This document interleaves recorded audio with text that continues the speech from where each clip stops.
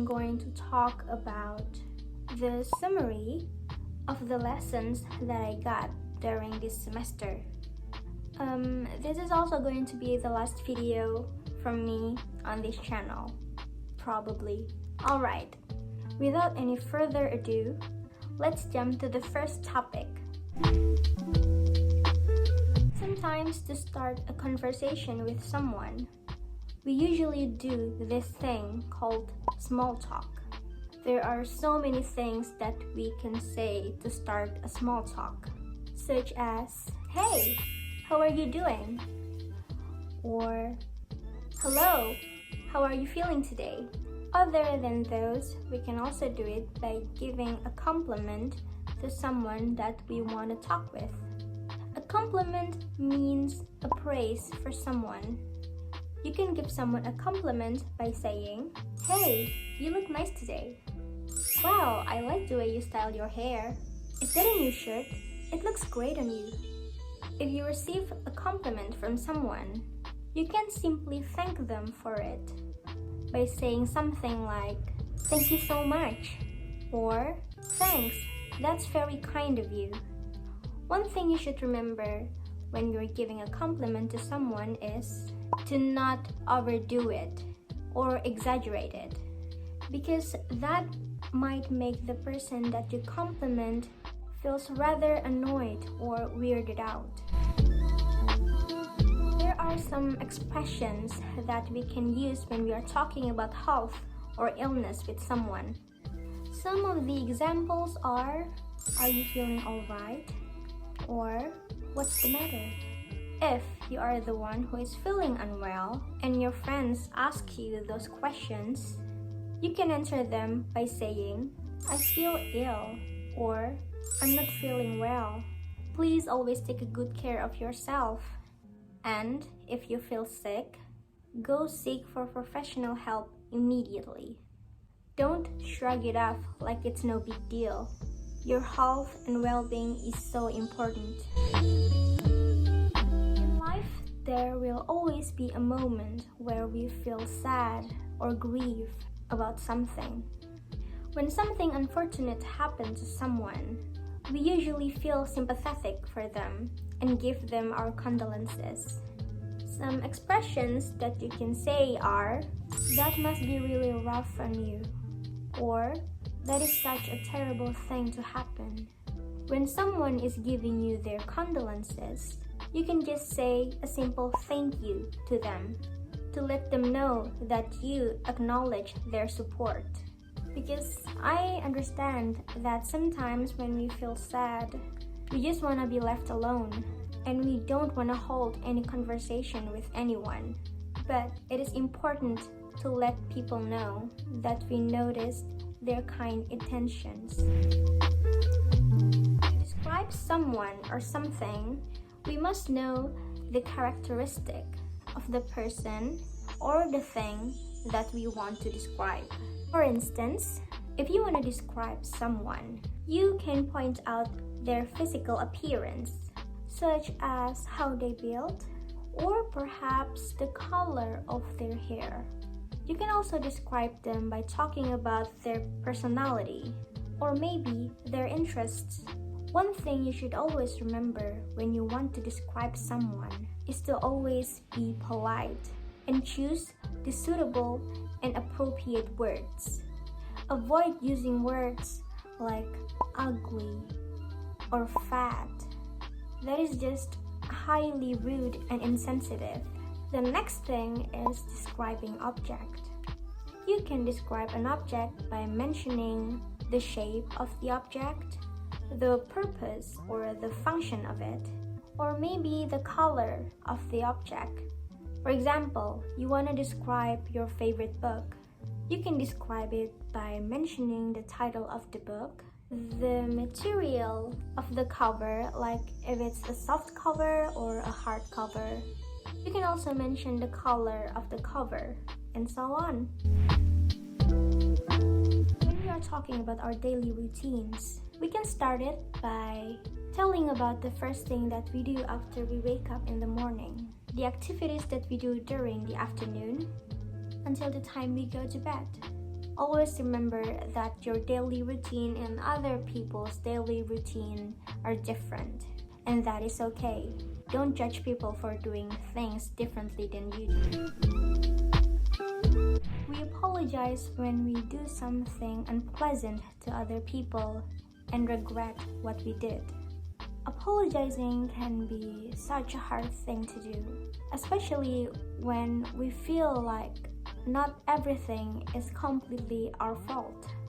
Sometimes people even apologize for the things that aren't even because of their failure, but they do it anyway to avoid further argument.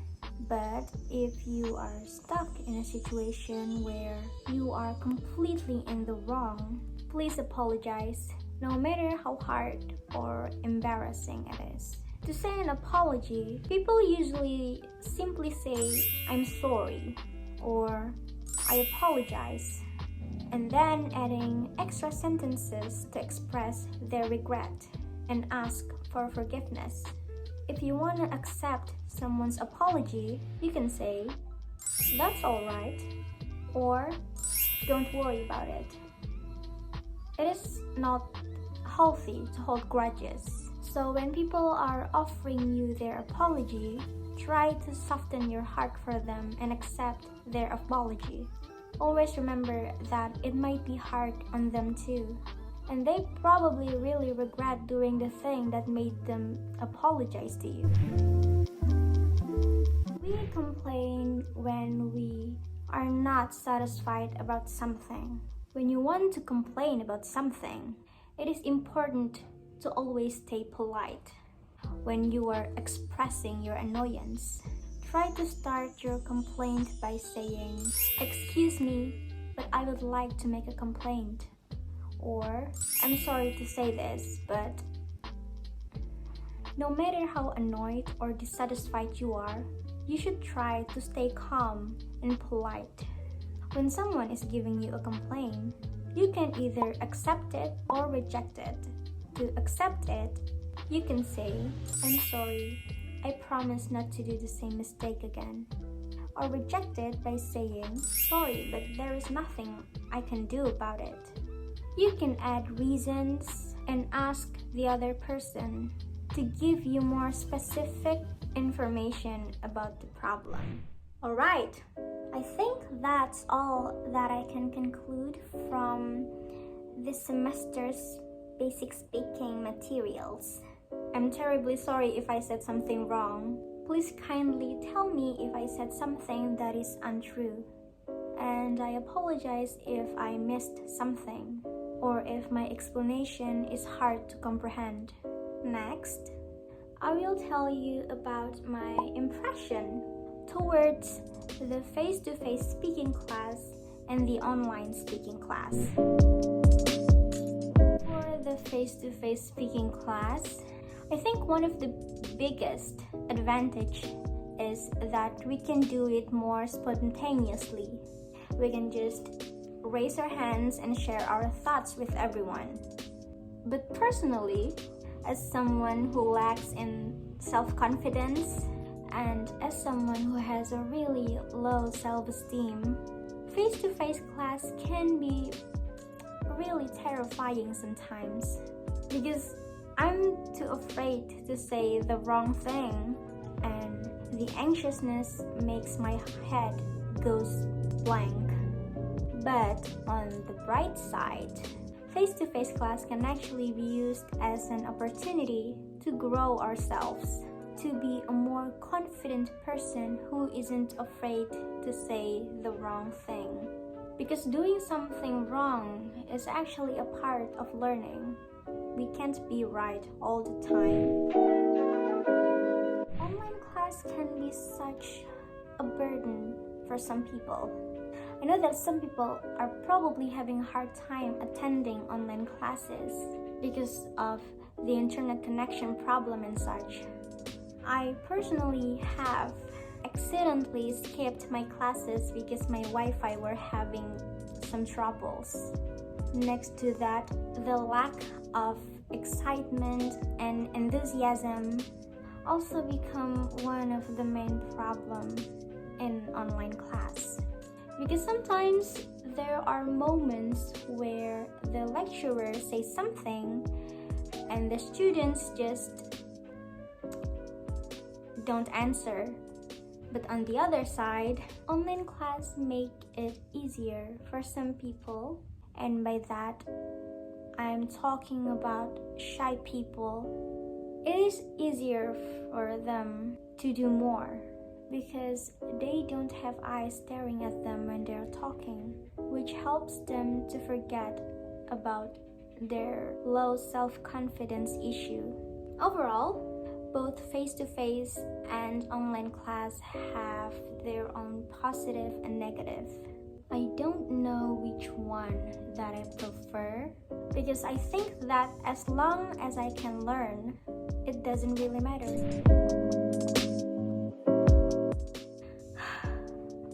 I wouldn't consider myself as fluent, but I am improving a lot this semester alone. But I still have a long way to go, and there are still so many things that I need to learn. I think my vocabulary is improving, but it is still not that rich. It isn't quite advanced yet. My pronunciation is getting better too, even though there are some moments when I slipped and accidentally pronounced things weirdly due to my fear of saying the wrong thing. I overthink it so much that my tongue just... So out of 1 to 11, I think I will give myself a 7.5. Wait, no, at least an 8 for the effort that I'm putting to improve myself. I don't know. Do I deserve an 8? Hopefully. I still need a lot of practice. My strength in speaking is probably my ability to pronounce things in the correct way. When I'm not being a nervous mess and can stay calm, I actually can pronounce things in the correct way. And I'm improving every single day because I do practice a lot. When I'm alone in my room, I would read articles in English out loud as a way to practice. On the other hand, my biggest weakness is probably my lack of vocabulary. There are still so many words that I have never heard of before, and there are also so many words that I already know, but I barely use when I'm speaking. I try to read a lot to enrich my vocabulary, and sometimes I use those new and familiar words when I'm writing, so I can get used to using it in a daily conversation. And hopefully I can finally use it while holding a face-to-face conversation one day. My other weakness is probably my really poor grammar.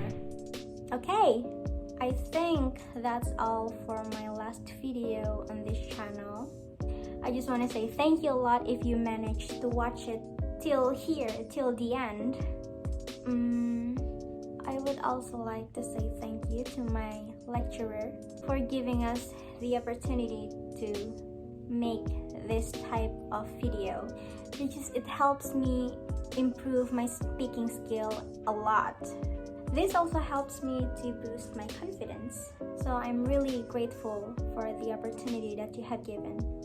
Next to that, I would like to apologize if I have ever said something or done anything that can be considered as rude, disrespectful, and impolite.